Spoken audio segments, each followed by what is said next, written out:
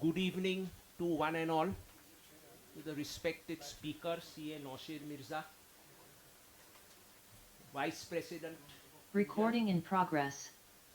Joint Secretary Mandar, a galaxy of past presidents, Manish Bhai, Chirag Bhai, Abhay Bhai and Rajesh Bhai, and other colleagues, both here offline and majority of them who are online.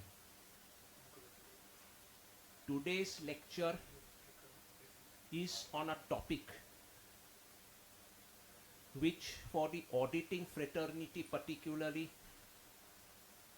evokes a lot of questions rather than answers, and which I am sure we will hopefully get the answers to most of those questions. Nor auditors' expectations from audit committees. Normally it is or the other way, that audit committees or those charged with governance have expectations from the auditors. But here now the NAFRA circular, sorry I missed Mayur Bhai also, the past president. Normally the NAFRA circular of 7th January has turned the entire thing on its head. I don't know whether it is for the better or whether it is not, but it certainly keeps the independent directors on the audit committees, and in fact not only on the audit committees but even on the board now more alert, because previously you could have never imagined that anybody could touch the independent directors or the audit committee members. Any problem, anything used to happen, the first question which used to come up is, what were the auditors doing? Now, I think, so as auditors now, we will have sometimes some company. God forbid if something goes wrong, NAFRA may also say, okay, you go to jail. Simultaneously also, some of the independent directors or the audit committee chairman also may give you company. It is quite possible, because the way the NAFRA circular is there, specific aspects they have set. So you need to look at the ECL provision, you need to look at related party transactions. So it is very, very granular and very specific. Being part of the audit committee and a chairman in two companies, I can now feel that it, especially the one which is a listed company, whereby now I am wearing a different hat after 30 years on the other side. And that also 30 years, and that a gap again of 11 years. So there is now definitely a sea change. I am now thanking my stars that I am out of active audit practice, because it is better to be just a consultant and an advisor than actually put your signature. Even I remember at that time also, when I used to sign balance sheet, I always used to have a silent prayer on my lips before signing a balance sheet, and more particularly because most of the balance sheets towards the end of my career which I was signing were of BFSI companies. So that is even more dangerous. Luckily, I am still standing here before you. So anyway, that is the way things are. If you look at it objectively, I think some of the steps are in the right direction, but some of them are even to the other extreme, because we have to be cognizant of the environment in which our businesses and our firms operate. The scale may not really support the requirements which NAFRA really has laid down. The documentation is definitely onerous, and sometimes we wonder whether we are doing the audit or we are only just documenting the audit. See, earlier in my time, I remember we used to really get into the root of the transactions, even if it was for a sample. Nowadays, while sampling may be a thing of the past, and we have tools to support us, to look at 100% of the data, whether that really represents audit in the true sense, whether we are really using enough of our human judgment and professional skepticism because of AI. These are all challenges which have to be navigated. So anyway, I'm sure on many of these aspects and other aspects, or some of these aspects, CA Nawshir Mirza will enlighten us. Before proceeding further, just have one pleasant task. We have recently started a practice in BCAS of recording podcasts on certain topics of interest. The first podcast, if you recollect, was by CA Dinesh Kanabar on the concept of second innings, where I was the moderator. There is another podcast by none other than the past president of the ICAI, Shri CA Chitle, on the profession in the current state of the profession and how we need to reimagine the profession, which has been moderated by our past president Chirag. The detailed podcast will be released. This is just a 1.5 minute reel which we would like to play. The key question is not whether audit needs to change, but it's how. This conversation is not about incremental change, but it's about reimagining audit, its framework, governance, and future. To me, originates from this angle. It's a necessity that the funds for the business are coming from somebody else, and it's from that angle that the audit has to be done. So I would say, when we reimagine, many other things can be reimagined. Even ethics can be reimagined, but to take it to a higher level and not to a lower level. Considering the framework of our audit, has audit today become over-engineered on compliance and under-invested in professional judgment? How do we rebalance this framework today? See, even in the old days, it was not a tick box. But the manner in which it was done, somebody would call it tick box. There is a purpose behind vouching, there is a purpose behind posting, and there is a purpose behind portling. And therefore, the thinking will be understanding the system, understanding the manner in which the financial statements are generated, and looking at how things are done rightly or not right.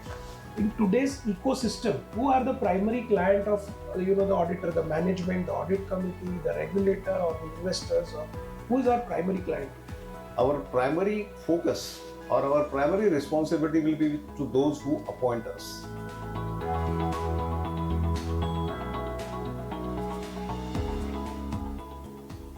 The detailed podcasts will be released soon. It's about 45 minutes to 1 hour, right?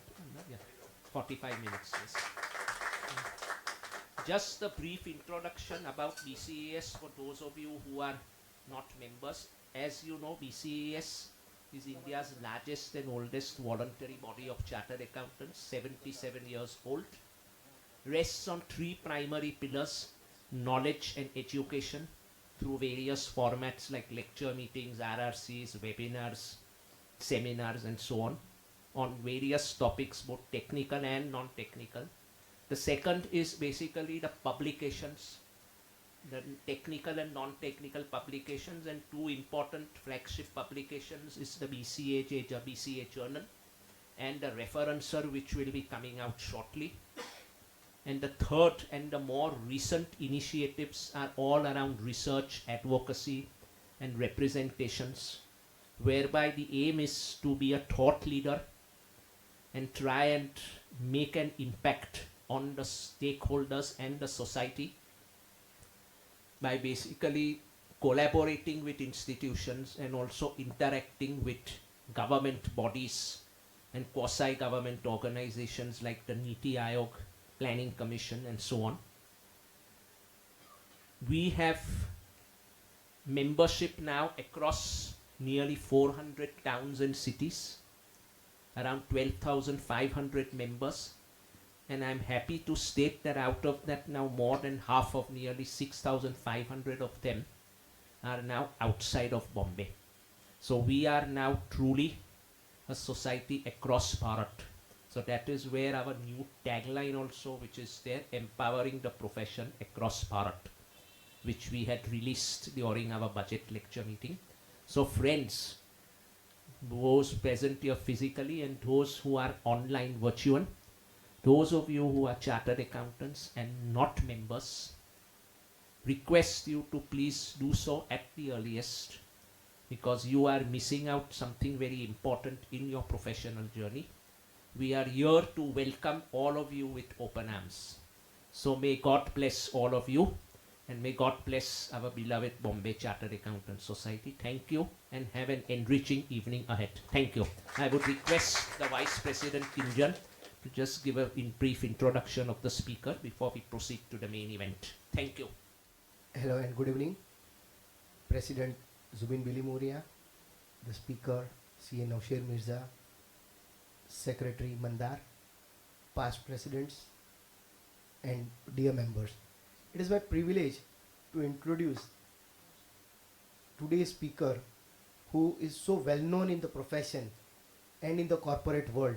But there are a lot of people who are online, and to briefly introduce Nawshir ji, he is a fellow member of the Institute of Chartered Accountants of India, having distinguished career in auditing, corporate leadership and governance. He has worked with S.R. Batley Boy from 1967 until his early retirement in 2003, including international experience in London, and later served as India head of Jardine Matheson Limited for over a decade. He has been actively involved in professional bodies, conferences and publication, and has served as an independent director for major companies, including those in Tata Group, Mphasis, Exide, Thermex. With over 25 years of corporate directorship, he shifted his focus in 2024 to the voluntary sector, where he now dedicates his efforts to animal rights and environmental causes. He is also closely associated with various organizations like Animal Matters to Me, PETA, and Greenpeace, while advocating for stronger corporate governance and environmental responsibility. Friends, we understand his concern for governance as well as environment responsibility, and therefore while his topic is on governance, we are presenting him with a memento where we are going to plant 100 trees on his behalf as a part of the environmental cause. I request the President Zubin Bilimoria to present the memento to Nawshir ji.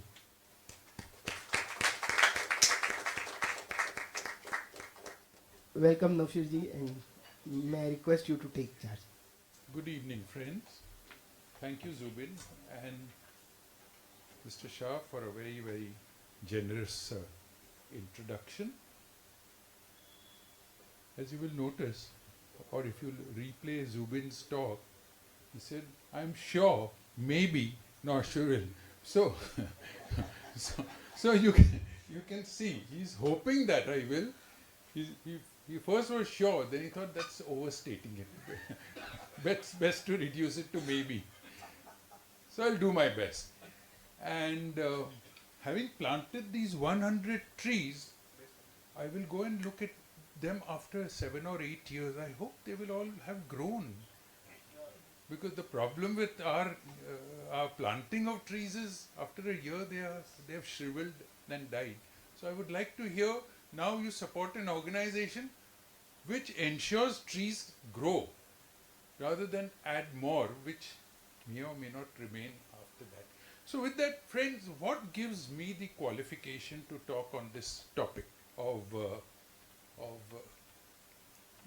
auditors' expectations of the audit committee? And in my introduction, you would have heard that for 36 years I was an auditor, but I stopped being an auditor almost a quarter century ago. So that's a little out of date. And then for 25 years, in total, I was on the board. I was chairing audit committees, and even that is now 2 years out of date, because I got bored as an auditor. I then got bored as a director. So I'm happy now to be with animals, which maybe 25 years from now, when I'm over 100 years old, I'll also be bored with, but I doubt I will. So my heart now is with what has always been my interest. So I spend my time in that. But I have one unfortunate additional qualification for the talk this evening, and it's a qualification I'm concerned about even revealing. And that is, I have been for the last, a little over a year, nearly 2 years, an advisor to NAFRA. So, just last week I spent almost an entire day with the board of NAFRA, looking at the future, not looking at what they have done in the past. What's done is done. We were talking of what should be the agenda for the future. So to some extent, that's an additional qualification I unfortunately must reveal. And why I say unfortunate is that there's an enormous amount of interest in the circular 2 months ago of NAFRA on this, those charged with governance. So I would like to make also an additional clarification or disclaimer. See, I am out of date now. I am out of date as an auditor for nearly 25 years. I have stopped reading standards and statements on auditing or related topics. It has no interest for me. And for the last 2 years, I've even stopped reading things that an audit committee member would be encouraged to read.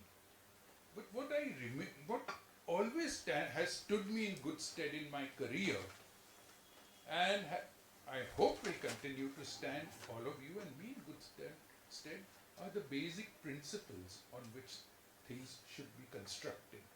And those basic principles are unchanging.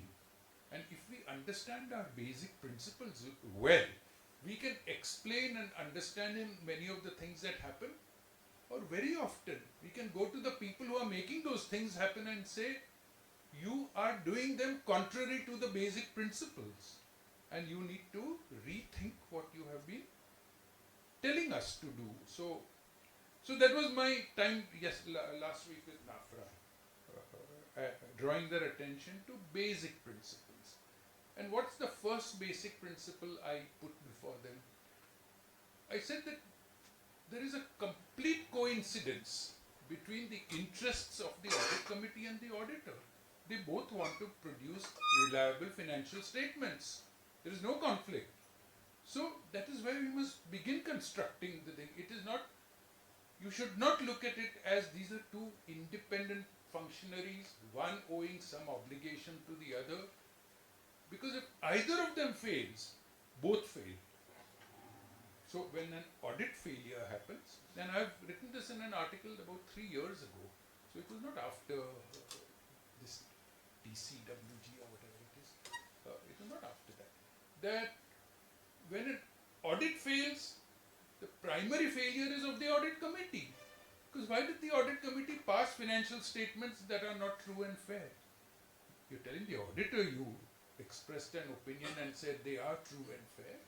But before he expressed that opinion, committee and board, you said they are true and fair. That's why you gave them to the auditor.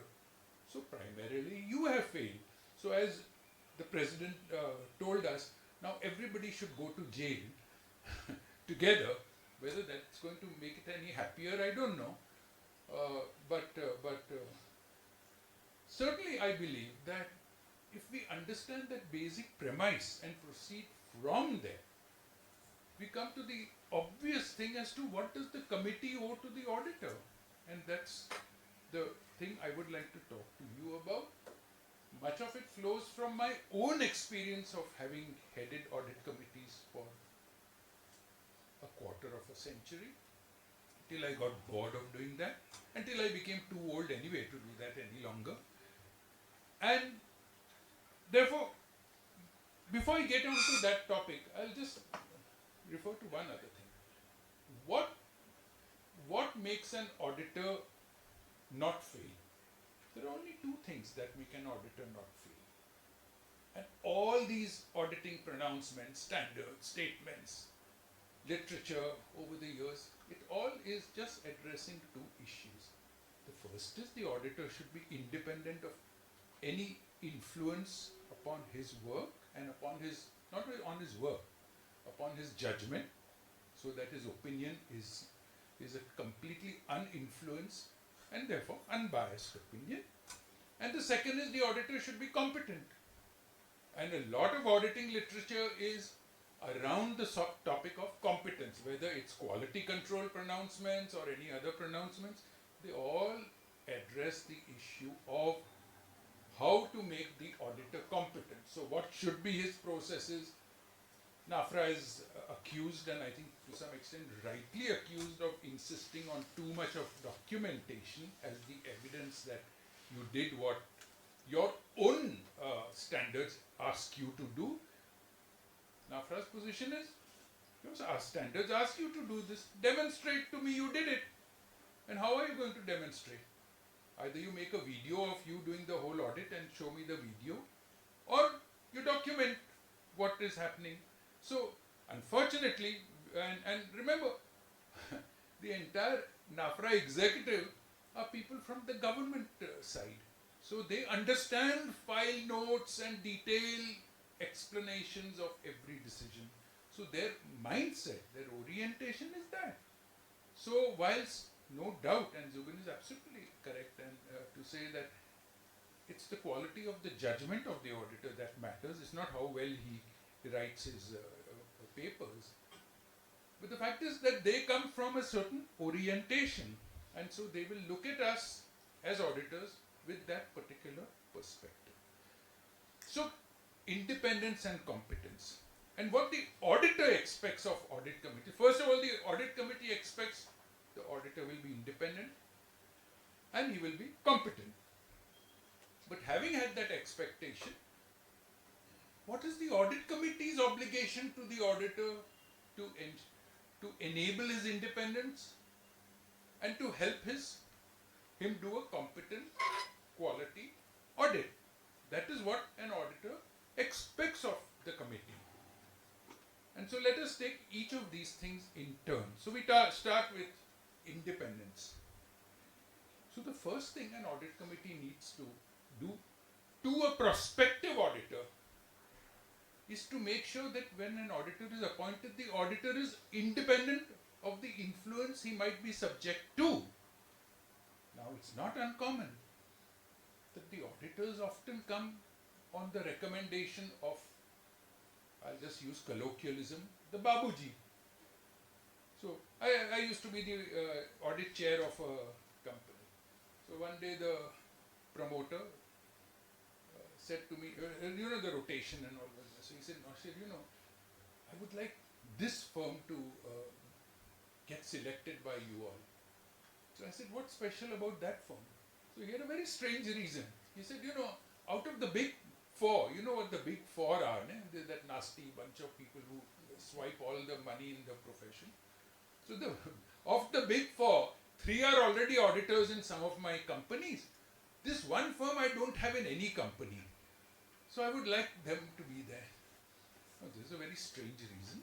But I was happy with that reason because at least it's not a reason which says he's had an association, he's had some understanding. So I said, Mr. Babuji, we will do the normal process of selection. And if by some coincidence this firm is selected, we'll be more than happy then to recommend them for appointment. And so we ran the selection process, and genuinely, you won't believe me, of course, you'll say, to bolega hi. Genuinely, that firm did get selected. So he was happy. More than him, I was happy, because otherwise I would have had the difficult task of explaining to him why his unusual request wasn't fulfilled. I used to be the audit committee chair of I'll come to that later. So, the audit committee, when selecting the auditor, must make sure that the auditor does not already have a relationship with the promoter. There are many firms who will be recommended. Why? Because they are doing the promoter's family taxes. So they come in as that. They have no, it's a private relationship. On all the boxes you will tick. Then no box asks, is the prospective auditor already having some kind of relationship? It may not even be the auditor himself, it may be his wife who is doing it, or vice versa. Those are all relationships. So, if you get on board a firm like that, the auditor's objectivity is already impaired, and you are unfair to that firm then, because you are asking the firm to behave with independence when right at the start itself, the auditor has lost a certain element of objectivity because of his existing relationship. And more likely than not, that is how he's even in the running, in the race to be selected. Otherwise, he may not even have been on the radar of the audit committee. So, the first favor an audit committee should do to the auditor is to not select an auditor who will find it difficult to remain independent and objective in his work or her work. Forgive me, there's one lady here, but there are many ladies I expect on the video. So that is, I think, the first obligation. Now, many of you will be thinking, this fellow, indirectly, he's really saying the same thing which the audit committees tell auditors, be independent, be independent. So he's nothing but doing it in an indirect fashion. He's telling us that. Maybe that is so, but the fact is, if you are quite kind to your future auditor, you would do that. What should be the selection process? What have I followed? The process I used to follow, I no longer follow it because I'm not involved in this, is you decide first of all which firm should run in the race. And there's a crude term for it called the beauty parade, whatever you want to call it. And the UK FRC has said, and the UK FRC said this 6-7 years ago, I remember reading their statement that time. They said there is a concern that there are not enough firms left to do public audit because the big four, even in that country, hog everything. They're global hogs. They are not just in our country. So they hog everything. So they said in the race, audit committee should consider at least 2 what they call challenger firms. Challenger means those who challenge the big four and want to get into that. And there are many aspirant challengers, so they should also consider them. So, unaware of this statement, that is a practice I used to follow anyway.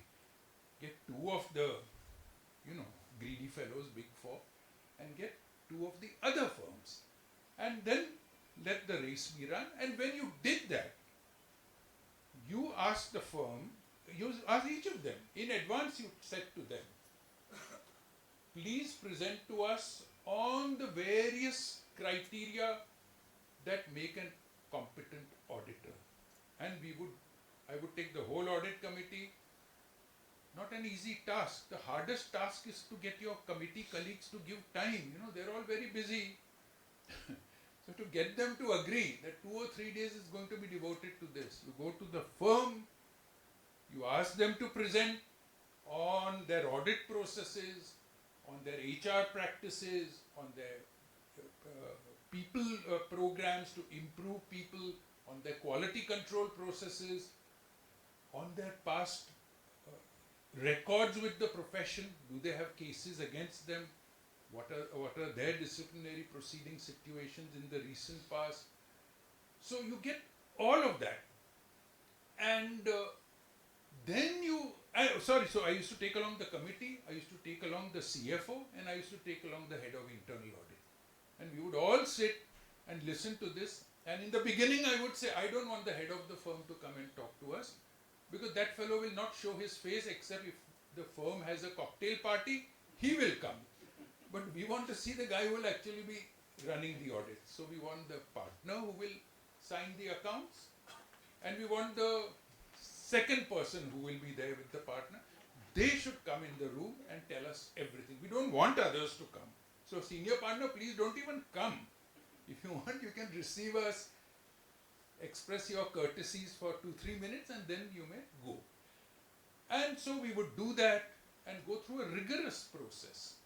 And we would have a point-based system. Everyone would do their individual judgments. Then we would put it all together, and finally we would select whatever firm we wish to. So the first step on independence is that. Now, having gotten a person who is independent and competent, the second important thing is to make sure the person remains independent. So in that particular meeting, where we went and listened to these people, we would make very clear, you will receive no other work from this company till you are its auditor. So, ye shart hai. You want to accept the audit? Remember, there will be no other work. Don't expect it.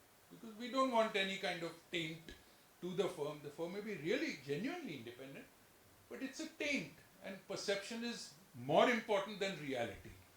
So there will always be people who will point and say, isko to due diligence kam diya, something or the other, God knows how independent the audit committee and the auditors are all in cahoots.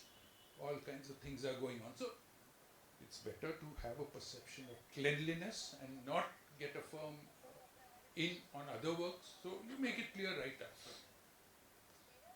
More important is, and there is a little phrase I read many years ago which I think really speaks. The audit committee should own the relationship with the auditor. So the auditor expects that his relationship is with the committee. But if the behavior of the committee is such as to make that only a formal relationship, the kind of relationship the NAFRA circular envisages or SA 260 envisages, that's a very formal, official relationship. That's not a relationship, isn't it? So a relationship is, and really when you get in an auditor, to some extent, and I don't mean anything vulgar in this, it's like a matrimonial relationship. You both depend on each other. You work closely with each other. And so you cannot have a happy relationship if it's formal. So I can't in the morning get up and shake my wife's hand and say, good morning, wife. And then she will say, husband, your breakfast is put. So I go and eat my breakfast. Bye, wife, I'm going to office, shake her hand. It's a very different relationship, ne? I don't know if any of you do it, but I hug and kiss my wife. So I hope all of you do it too. So it's a relationship means you don't go and hug and kiss the auditor. but you engage with the auditor differently. So you engage with the auditor continuously. And there's a huge burden on the audit committee chair for this relationship. Because not all the 3 or 4 or 5 people in the committee can't all have a relationship. That would be polygamous. And so that's not even legally accepted. So the audit committee chair has a lot of obligations. So the auditor expects that the audit committee chair will constantly be in contact, in relationship with him, talking to him or her, that the audit committee chair becomes the source of all significant information to the auditor. If the auditor gets significant information from the CFO, the committee has lost the relationship. So, for example, I used to be, and this is public knowledge, so I can tell you, when I was the chair of the audit committee of Tata Power, we have an awful power station in Gujarat called Mundra, where there is no way to make a profit because the pricing makes it well below the cost of generating the power. So we would be constantly negotiating with all the buying states, Gujarat, Maharashtra, Haryana, Punjab, Rajasthan, to try and get this power purchase agreement changed. So any developments happen during the day, in the evening I would phone the audit partner and say, today this is what was a development. I was not revealing a secret. The auditor should know what is going on in this. This was not done to leak something or whatever. It's to build a bond and a relationship with the partner of the audit firm. So you remain constantly engaged. What would you all suggest to build the relationship other than this? Because I'll now have to look at some papers. I can't remember everything. So would you all like to suggest something? Okay, I'll tell you. Yeah, same. Good evening, sir. Sir, I have one question. Sir, No question. I am asking you only to make a statement. Question, we'll come to that. There will be a time for questions. Just now, do you have a suggestion how the audit committee can build a stronger relationship with the auditor so that the audit committee owns the relationship, not the CFO? Sir, I think so. Independent director is a very key link because as the audit committee has a chairmanship held by the independent director, sir. ठीक है, चल नहीं वो नहीं. Negotiating the fees. Very few. I'm not aware of any audit committee who wants to negotiate the fees. They say, how can we commit the company to any amount? Let the CFO do it. The minute you do that, who does the auditor's loyalty go to? I mean, the auditor is not doing this as a philanthropic activity, he's doing it to make money. And if the CFO is going to decide how much money he makes, you have weakened the independence of the auditor. He might be a very strong-willed man and say, regardless, I will. But there are very few strong-willed auditors. They're all like me, who can easily be subject to influence. So the fixing of the fee has to be done only by the audit committee, determined by the, not fixing, just fixing, all the negotiation, everything. So you keep the CFO out of it. And whatever you decide, the CFO is informed. This year you will have to give him this fee. There is no discussion about it, CFO. Informally, you would sound out the CFO that we are now about to agree to a whatever fee. And what is your opinion before you finally commit to the... But that would be all behind the scenes. The auditor should not even know you are doing that. Because if he knows it, then he knows that the CFO has some influence. So you want to keep the management completely out of this whole exercise. Informal, you can do that sort of thing. Then coming to other things. Very often I have had complaints from auditors who say, we are not given enough time by the committees. Sometimes they will say at the beginning itself, auditor, 15 minutes, we got a very big agenda, so please finish in 15 minutes or 20 minutes or whatever the committee says. So the auditor already feels that he is not valued and he is not respected, and that whatever he is going to say will be treated as a nuisance and an interruption to the committee's very important other work. This is not important enough. So how do you make sure the committee has sufficient time?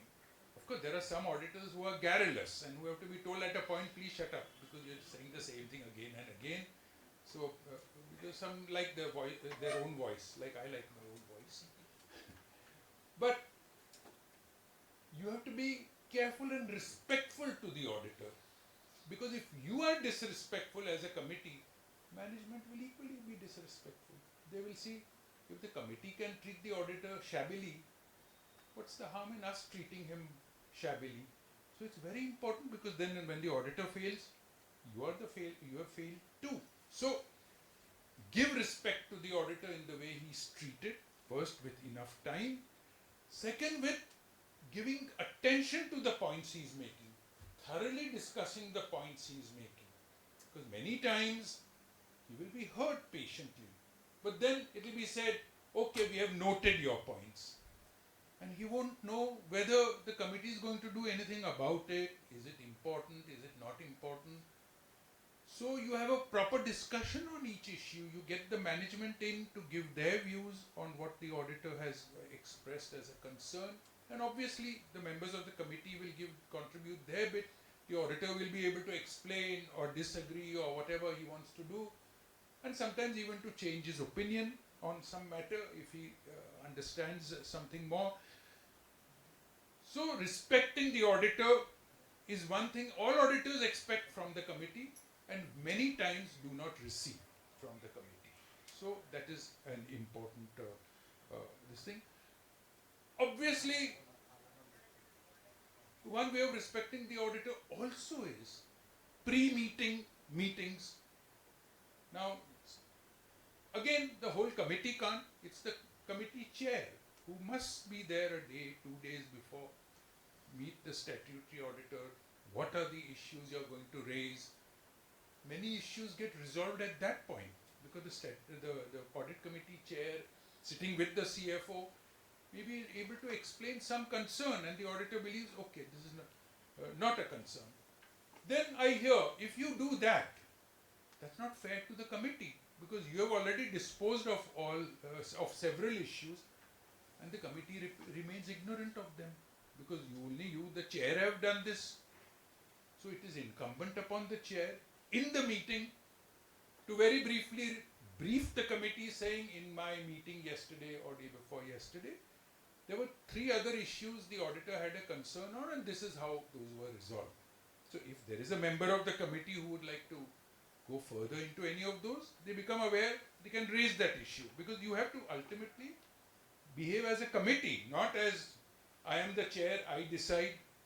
And very often you will get a committee which will say, you know, we got a great chair, he is doing all the work, we are happy with that. That's another thing, it's nothing to do with the auditor. But a good chair will make sure that members of his committee or her committee do address, use their heads on each point and compel them to address it by putting what are the things they should be looking at on a certain topic. That these are the 2 or 3 aspects you may want to address on this topic, and then tell us whether you are happy with what is being proposed or not happy with what's being proposed.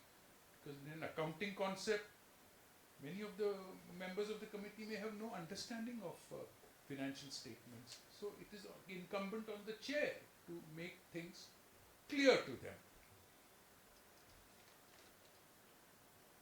Then it's a lot of, certain amount of play acting is involved. Behavior issues. In the meetings, the committee must make clear in the full meeting with the CEO, CFO, everyone present, we expect conservatism. We expect judgment calls to be conservative. We expect predictions, forecasts, whatever is used to be conservative. We expect choice of accounting policies where there are options available to be conservative. This message you must give openly, because it strengthens the auditor's hand when he is dealing with the management to say the committee has already charged us with being conservative.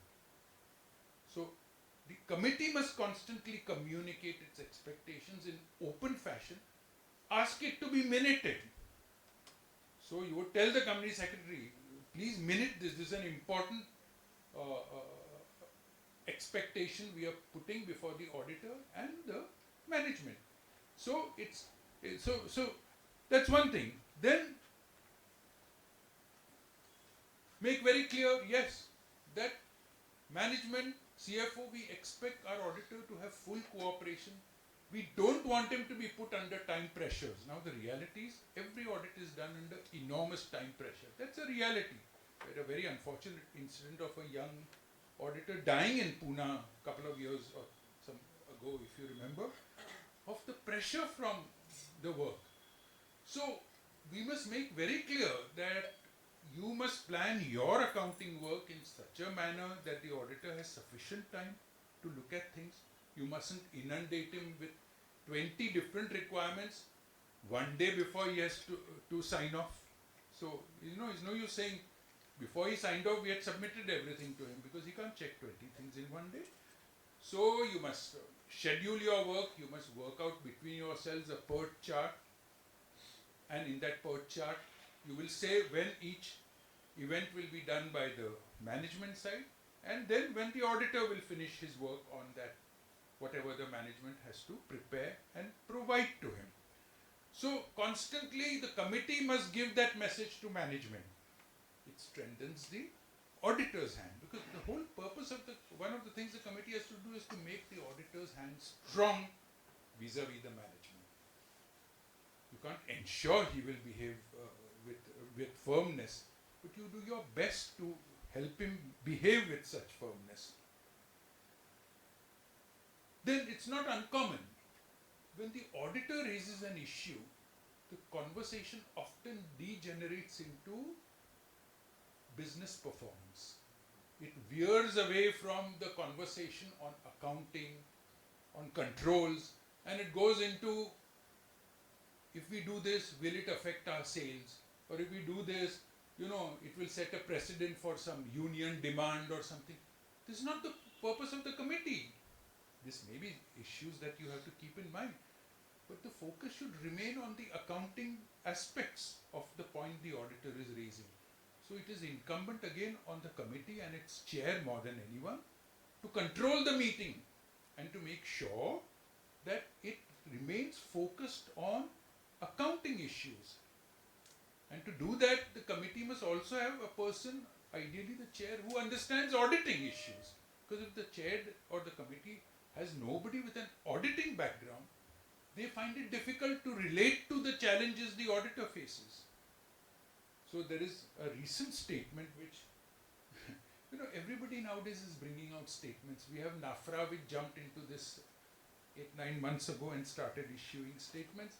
Now the Indian Institute of Corporate Affairs, who give you the license to become an independent director, they are going to come out with a statement. So your life is full of variety. So one of the requirements of that particular statement, which has been triggered by the Ministry of Corporate Affairs, because they are a creature of the ministry, is that audit committee should ideally have a person with an auditing background, which I think is a good suggestion. It certainly helps the auditor, because there will be an appreciation of what the auditor's challenges are if there is an auditor on the committee itself. Then the committee must make the auditor's life very difficult in the meeting. They must challenge the things he says. Go in depth. Why? Not to make the auditor nervous. It might. It often did.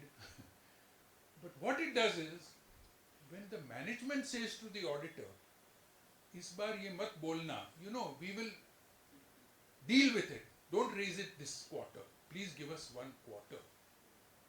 It strengthens the auditor to say, "You saw what happens in the meetings, how they grill me.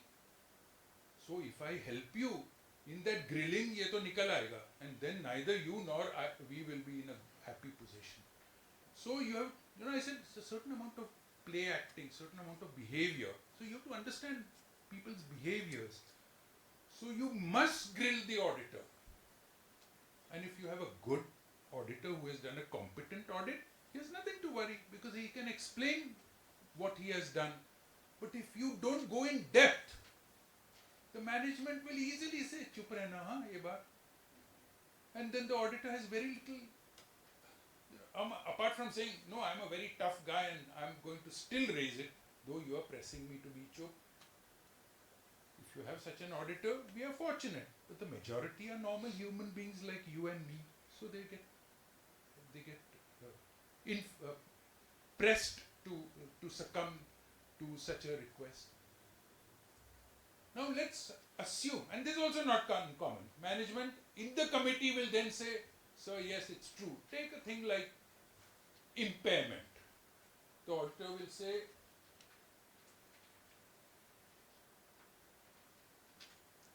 sorry, sir. Khatam karo.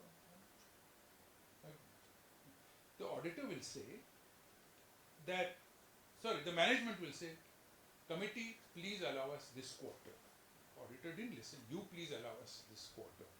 The auditor has said, "Okay, I will not raise it, subject to the committee concurring." What is incumbent on the committee? The incumbent on the committee is basically, does the committee really believe that this particular hole into which the management or the company has dropped is shallow enough for the company to climb out in 1 quarter or 3 quarters or whatever is the... Because there are managements who will say this only to put off the inevitable. And so come next quarter, they are deeper in the hole. Come 3rd quarter, even deeper. And then you have a real challenge. Because then if you raise that issue, the whole world is going to ask, "Why did you not raise it last year or last quarter? How come this all came to your attention only in this quarter?" So you were then confronted with another dilemma. So then the committee, the auditor, the management all scrambles how to cover up this whole thing. It's completely vitiating the atmosphere of competence and a genuine desire to come out with reliable financial statements, because you all become now accomplices in a cover-up. So the committee's job is, if there is a concession to be made, is the committee confident by questioning the management that they will be able to climb out of this problem within the predicted period. If the predicted period is more than the next quarter, what will you have achieved by next quarter that we can say, "Thika, you are on the right path." So all this should be very, very clear. Now all that can't be minuted for obvious reasons, but you don't need to minute everything. So I'm giving you real life what happens. All these statements and pronouncements are highly clinical. They expect a perfect environment where no such things happen. And there is nowhere in the world where no such things happen. They happen everywhere. So what happens? And then the auditor feels that the committee is taking responsibility for this. It's not only me. Because that is an obligation on the committee. Because the auditor shouldn't ever receive the impression that there are several trenches he has to conquer to achieve the final victory. First trench is the accounts management, second trench is the CFO, third trench is the CEO, maybe there is a Babuji, finally he has to defeat the audit committee, and then he has achieved victory. The audit committee and the auditor should be on the same side, unless the auditor is making an error, in which case the audit committee has to enlighten him that your view is not justified, and these are the reasons why we believe your review is not justified. So the auditor should always feel the committee is on their side. They are not biased against him, or they are not the last line of defense of the management. Indeed, they are partners with the auditor in making sure financial statements are reliable.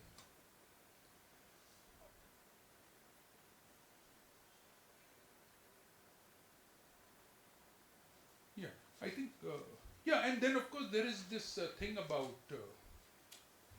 private meetings, or some people call it executive sessions. And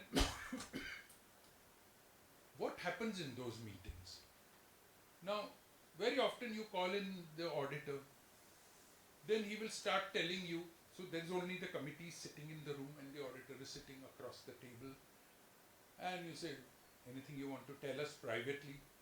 So he will start to tell you things which you stop him immediately. These are the things you can say in open meeting. What are the things we want you to tell now? We say there are only two kinds of things which we want you to tell now. One is things which which you are confident about, but if you said in open meeting, would cause a major crisis. So, like, we know the managing director has done this, and here is the proof. He's made a fraudulent claim and taken the money, or whatever it is. So you can't, in an open meeting with the company secretary, the peon serving the tea, and half a dozen other hangers-on in committee meetings, make a statement like that. So that kind of thing you say privately. Or there are things which you have a hunch or some discomfort about, but you don't have sufficient evidence to actually say it in a meeting, because then you will be challenged. How are you saying this? And I would always say that if you say this, now you have passed the problem on to us. Now it is the committee's obligation to carry this problem and to resolve it. So it should not remain on you. But I would add, this is your chance, auditor. So in future, never say, I never had a chance. I always had a worry. But who would I have told I never was given a chance? This is the chance. Tell us now. And then what we would do is, I would write the minutes myself and keep them with me. They would not be given in the company's records, because they are all confidential discussions. And you got some interesting inputs in this. For example, once I used to be a audit committee chair of a company. We had a very personable chartered accountant who was the finance director. Very few chartered accountants keep ponytails and all that. But this is a guy who had a ponytail and things. He used to impress us enormously. And he's still a friend of mine. But the auditor told us, sir, the morale in the finance department is terrible because he's constantly using vulgar language with his staff. The kind of language that people who drive trucks use. sometimes even I use when these scooters and all cut across. Yeah. so, so now that was a revelation to us. None of us could believe it. So then I had a quiet word and I said, please don't use such language in this thing. And then that is what triggered that we used to do, and this is nothing to do with the topic here. Every 3 years or so, get the HR department to study the morale in the finance function. So the finance function is under constant pressure in their work. But that's by the side, there's nothing to do.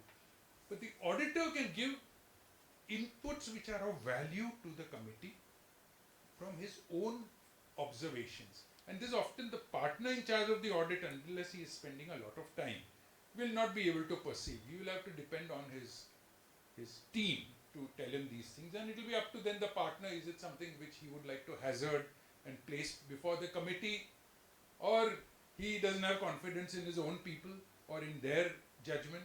So that's up to the partner. But this is a very important process, and auditors expect this of committees to be given such an opportunity, because if they don't get this opportunity, how are they going to express their concerns?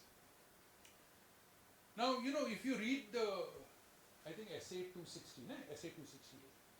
If you read even the NAFRA circular inspired by Essay 260, it talks of two-way communication. But then you have to read the circular very carefully to find in the one direction. There's a lot of requirement for the auditor to communicate with the committee. Literature is full of all that. But two-way means the committee to communicate with the auditor. You have to read all of those things very carefully to find anything. So it's it's a glib thing to say two-way and then give everything down as one way. So it's like our one-way roads. So what are the kind of things the auditor expects the committee to tell him? Obviously, I gave an example of major matters that the board or top management is in conversation about. Because remember, nothing is secret from the auditor. Nothing. Many years ago, I remember I had gone with my then senior partner, and some of you have heard of him, P.C. Nariyalwala, to a client. And there was I forget the topic, but the client showed some resistance that we can't show this we can't show it to you, the auditor. So I remember P.C. saying, Mr. Managing Director, I can tell you right now to open your drawer and I want to see everything which is in it. I have a right to see anything in this company. You cannot curtail my rights and my authority because you're limiting the scope of the audit. I know what is of relevance. You don't. Who are you to decide what is my scope of work? So you communicate to the auditor important things. You communicate if you have, like if I would hear about a fraud through the whistleblowing process, and if it was a significant enough fraud, most of those whistles were of such trivial issues it was not worth. But if it was of at all significant, I would immediately phone the audit partner and say, I've heard such a whistle blown.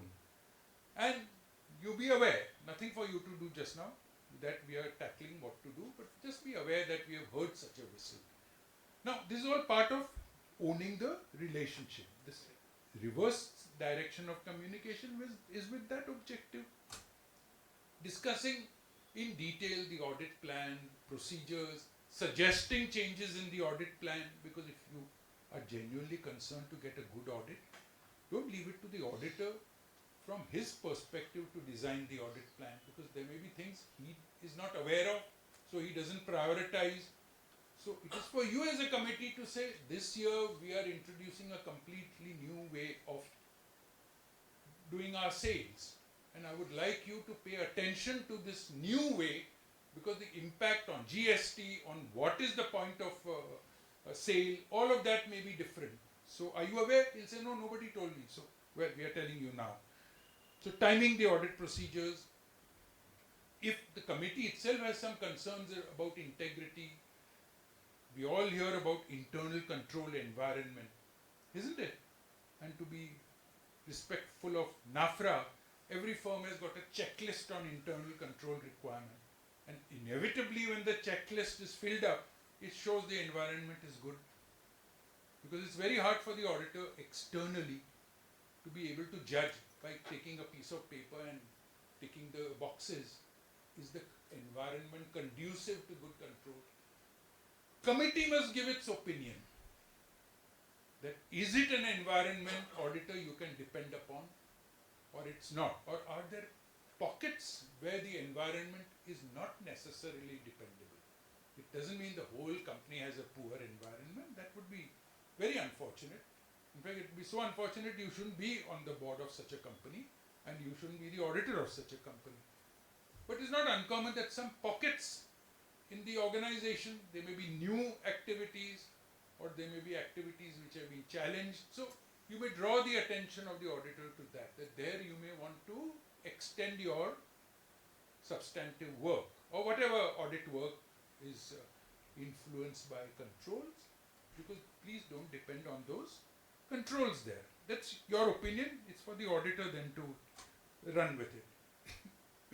Regulatory issues, keep the auditor brief that in the board we had a presentation and the regulator, we have a regulator and he's raised certain issues. Don't wait for the auditor to uncover it. Internal audit issues, even sometimes some amount of gossip. So, because a relationship, like with my spouse, half of that relationship is gossip. Half of what she tells me is perhaps wrong and what I tell her is all wrong. But gossip builds a relationship. So you go often, have a lunch or a tea or something, go to the auditor's office, he comes to your office, go out to a club, restaurant, wherever you go. Just invest a lot of time in building the relationship. And if you do all of these things, then you have built the relationship, the auditor will trust you, and you will be the protection for the auditor from pressures from management. Because you have conveyed adequately to management that you expect the auditor to be given complete freedom and time and space to do his work and to convey his concerns and findings or whatever is the right word to you as the committee. So if that happens, then you have an independent auditor and hopefully you have a competent auditor. And if you have a person with auditing background on the committee, your own questions will tell you if the auditor has not done a competent job in some area. And you may say, go away and do some more work because we are not satisfied with what you have just said, auditor. It does happen sometimes. In my own experience, I've had it. And equally to the auditor, the message is, please don't suggest. I remember once saying, it was a big four firm, the partner made a suggestion completely improper because he thought he will, curry favor with the management by coming up with such an idea. And I said, if you ever make such a suggestion, this will be your last meeting. I will talk to the head of your firm and have you removed from this audit. I don't want to hear such ideas from you. You should, on the contrary, be opposing such wrong ideas. Some idea to boost the sales number, advance the sales booking. So you have to be careful about that, but this is again nothing to do between the auditor and the expectation of the auditor, because that auditor didn't expect the audit committee to give him a smack in front of everyone. So with that, friends, I go back to what I said, that both sides want the same thing. Both sides want that the auditor should be able to be independent of any influence. And both sides want that the audit is a good quality audit, which then means the audit will not fail and we will have financial statements that can be depended upon.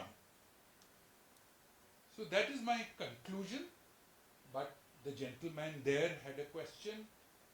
Vijay asked me a question last night.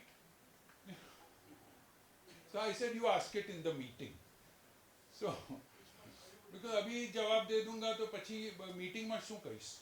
So, not that I have an answer, because this was a very technical question. And I told you, technically I am totally unsound. If if I express any technical opinion, please don't depend on it because it's bound to be wrong.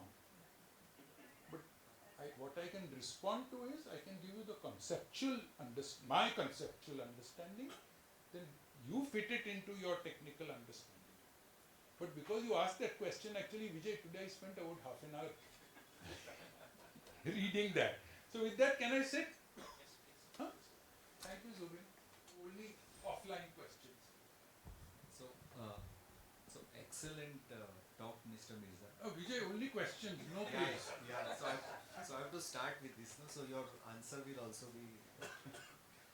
So, so it's a bit technical as in the process of this NAFRA circular.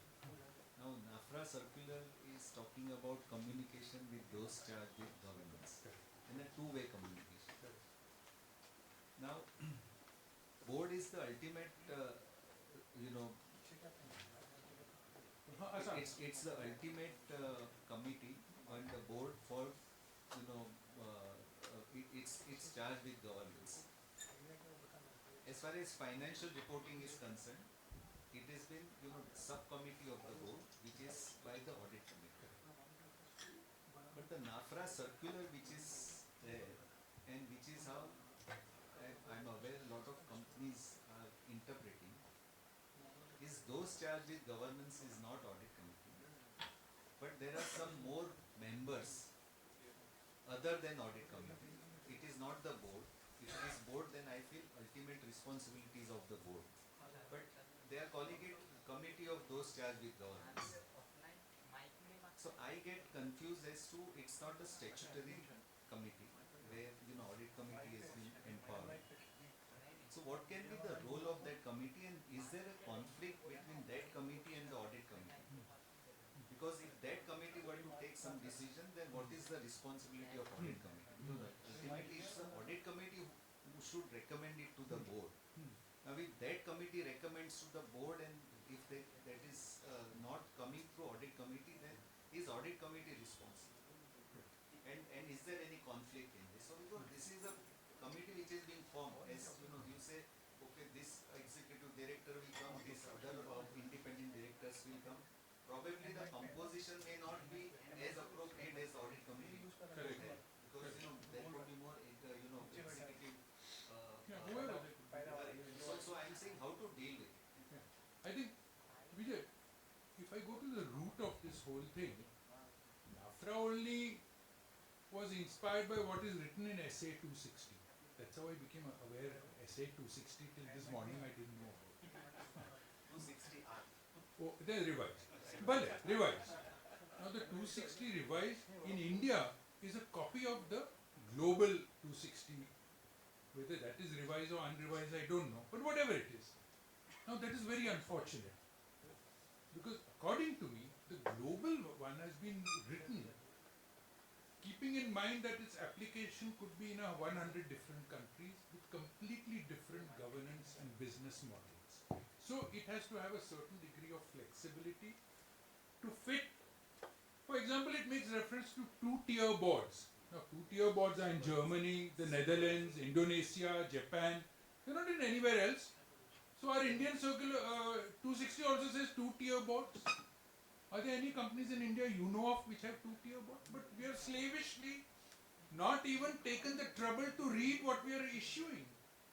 So therefore, some people have taken advantage of this negligence of our, what's it called, auditing standards board, whatever it's called. I speak a little too directly. I'm sure if anyone on the board is sitting there in this room, they may be upset with me. But they were negligent. They should have gone through the thing and removed all the stuff that has no Indian relevance. But because they did not do that, companies are reading that and finding there some place where it says those charged with governance can be people who are not on the board or the audit committee, and they are constituting these committees. Now, in India and in most jurisdictions, and NAFRA's reaches only the listed companies and certain other companies. None of those companies are outside the Companies Act. They're all companies. In company law, all governance resides within the board. In the second, when a company is registered, who is in control of that company?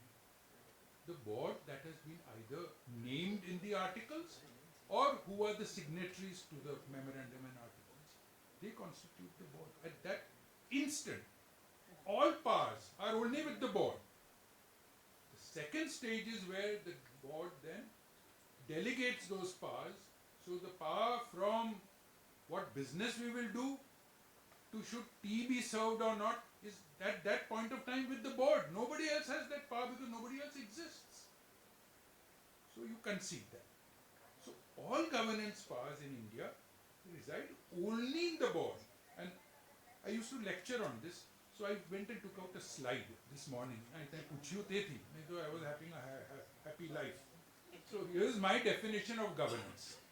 All the relationships and processes, I made this definition, all the relationships and processes for governing a juridical entity or an entity.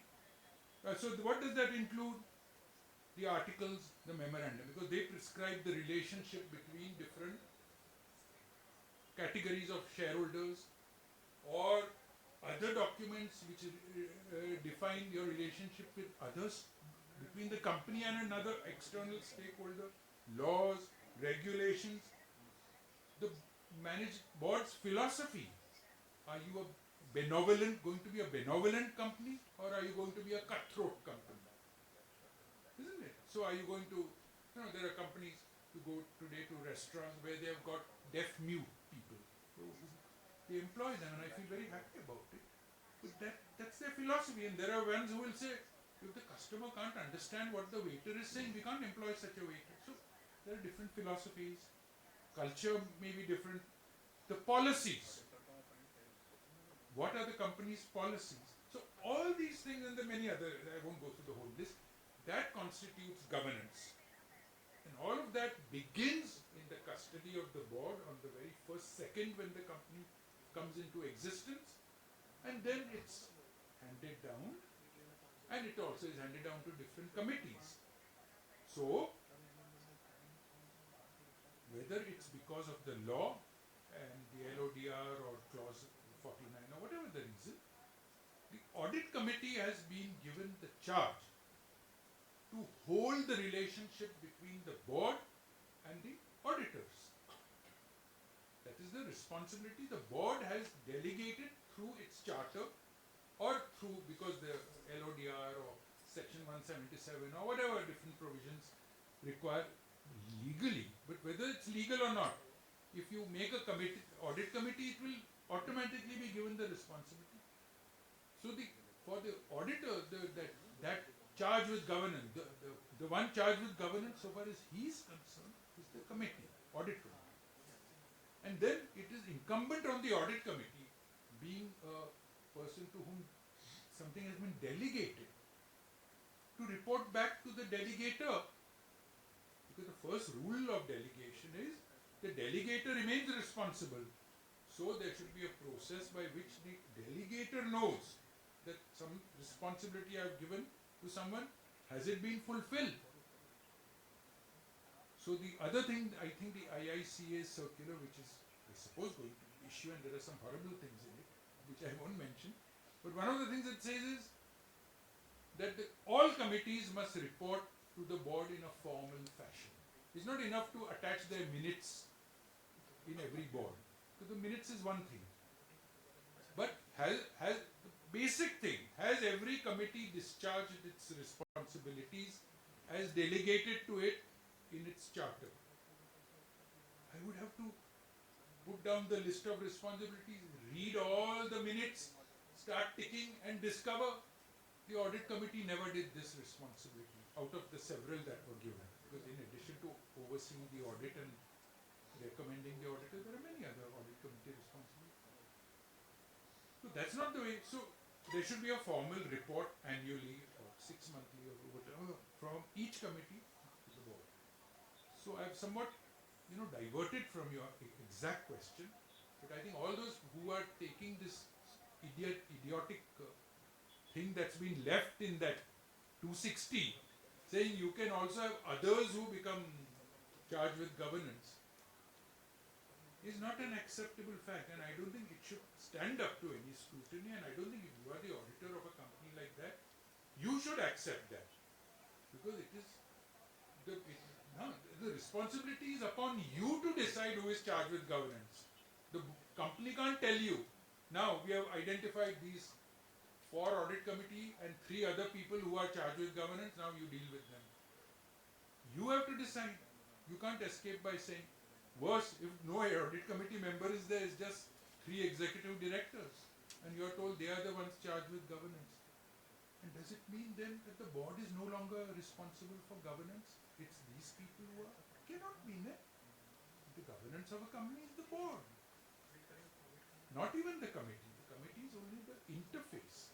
With the actual charge is to the board, under the law, under the structure, everything.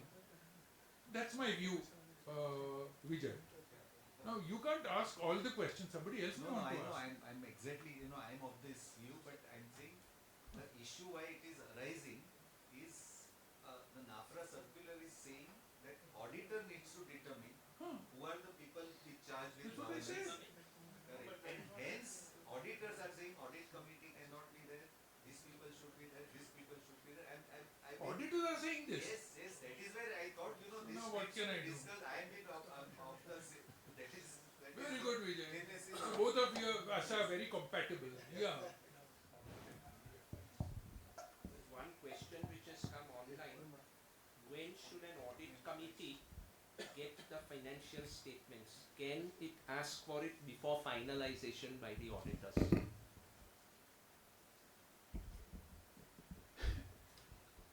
See, there are no constraints on an audit committee's powers. Of course they can ask. What they will do with it, I don't know, because they may have to again do the whole review because the auditor may change them. But if a committee likes to do the same thing twice over every quarter, no one can stop them. So that is not, but the question that's often asked is, sorry. Insider trading, I mean that. So I'll come to that. The question that's often asked is how much before a meeting should the statement. I used to be on the board of a very big company. That time I was not in the audit committee, and the financial statements would be on the board table when we entered the room. And that's when, so I said to the chairman after the first meeting, that chairman, I am the only qualified chartered accountant and auditor in this room, former auditor. And whilst you all may get away by saying, I don't understand all this, I can't get away with this. So I refuse to have this kind of practice where I get the accounts along with the meeting starting. So after that, the practice was changed, and as you know, there is a requirement in the Companies Act where annually, is it Companies Act or LODR? Somewhere there is a requirement which says, secretarial standard, which is 7 days before agendas must be circulated. Now, except price-sensitive information, in which case it is for the board to decide how much in advance. And if you are a member of the board as a committee member, so if you feel that you need 7 days to understand the financial statements, you can insist upon it. But the reality is that would not be realistic, because 7 days before the meeting, the auditors haven't finished their labors. So you can't ask 7 days before. That's just behaving in a very unreasonable manner. What you can, and which is the common practice, is to give it 48 hours before at least, 2 days before. And so the policy which is annually approved in the first meeting of every board every year carves out that exception, 7 days at least, but 2 days for accounts, some M&A stuff, and price sensitive stuff. And that you should insist upon. Now, I have had the experience. Many directors say, no, I don't want. This is all price. Suppose there is an insider dealing case, I will get under scrutiny. So I want the protection that mere paas to tha hi nahi accounts. So don't get. I said, these kind of fellows should be removed from the board. Because if they are shirking their responsibility out of a fear that there might be insider trading, and then if that happens, they might be scrutinized, then those kind of fearful, nervous nillies should not be on the board. They should go and sit in their bedrooms. So, so that is my somewhat crude response to such people. Any other questions? Sir, I'm extending to Vijay sir's, I think, communication. So, if we go with the international, I think, PCOB or I think ACC, wherein especially, wherein what I understand, I think, only the critical matters, like suppose there would be a impairment discussion, there would be a issue with respect to any significant control gaps or something. Or maybe going concern, or probably some modification in the Whatever. opinion. Significant matters. So probably, according to the international, I would say this should be discussed with the board, and the rest I would say you discuss with the audit committee. So, and then probably then you have to monetize. I think probably if this has been discussed with the, I think this will be discussed with the board as well, I would say. So by doing this, whether this responsibility, what the NAFRA cast on us as well, those charged with the communication with those charged, that will be considered as a compliance. I suppose so. Not because the PCOAB or anyone said that. Your interface is the committee. Yes. So then it is for the committee to decide what it will tell the board. Correct. You can't do anything about it. You don't even know what happens the next day in the board meeting. Is the committee chairman telling the board or not telling them? Isn't it? How are you going to know? You are not sitting in the boardroom. Correct. So you will not be liable. It is so this particular thing, at the most, if you feel you are being extra careful as an auditor, you might tell the committee that, gentlemen and ladies, you might want to take these 3 points tomorrow to the board. But I have not seen any auditor do that. So it's for the committee and the chairman to decide what they will tell the board when they discuss the accounts. So in nutshell, I think the ultimately when we discuss anything with the audit committee, would compliance with those charged with the governance, Beg your pardon? that become compliance with those charged with the governance. If the auditor has documented that for these reasons he believes the audit committee is the body which is charged with governance. NAFRA is saying document, ne? So you better document and give your reasons. No, but sir, NAFRA is in fact saying that everyone takes audit committee as those charged with governance, and that need not be. So you can say, NAFRA circular itself says that the default TCWG is the audit committee. So we have gone by that, and we also agree that in this particular situation, the audit committee is the TCWG. No, sir, audit Document that. Sir, NAFRA says other way. other way around. That everybody is. That's what I said in the beginning. If you go to the bottom of it, it's that slavish copying of the International 260, Yes. where this was to be applied maybe Iceland or some Fiji or somewhere. Our fellows have left it there. And so there are companies and auditors who are doing this kind of ridiculous thing. In my opinion. Don't go by my opinion. I said I'm out of date. Nobody go by my opinion. And if you document, we did this because Nawshir Mirza said it in some thing, you have no defense. Not on technical things. Anything else? No, sorry.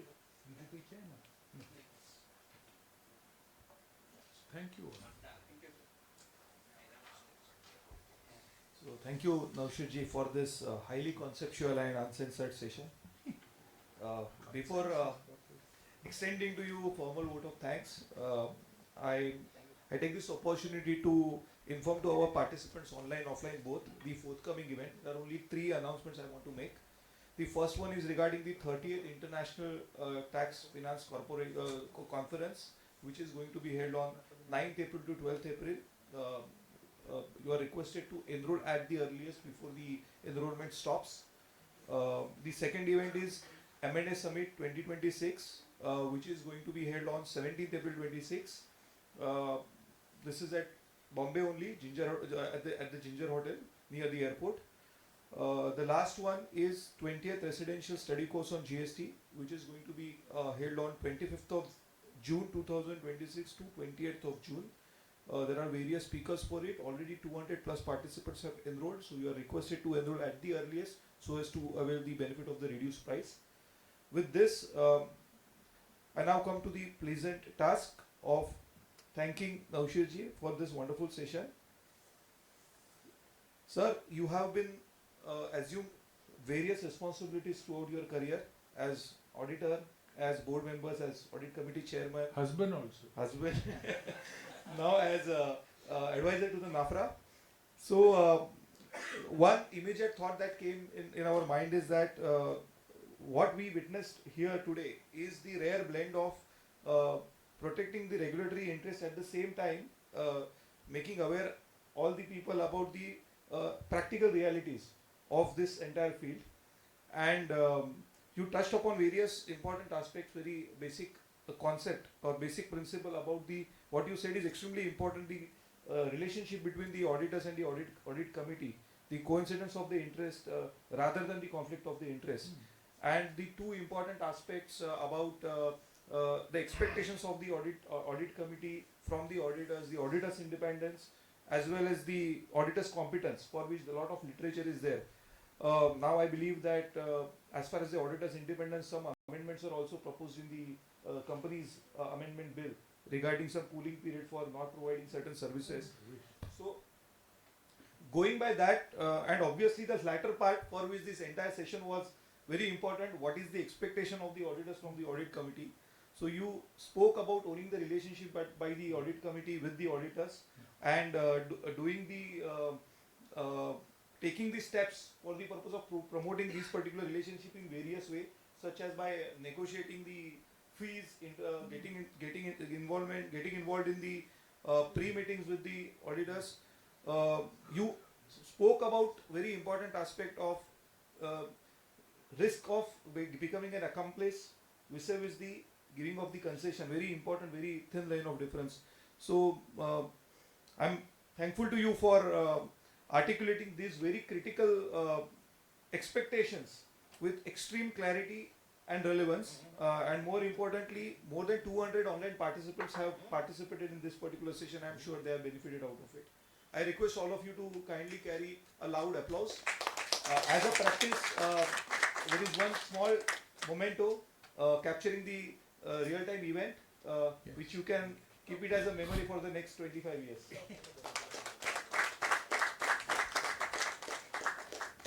Thank you, sir.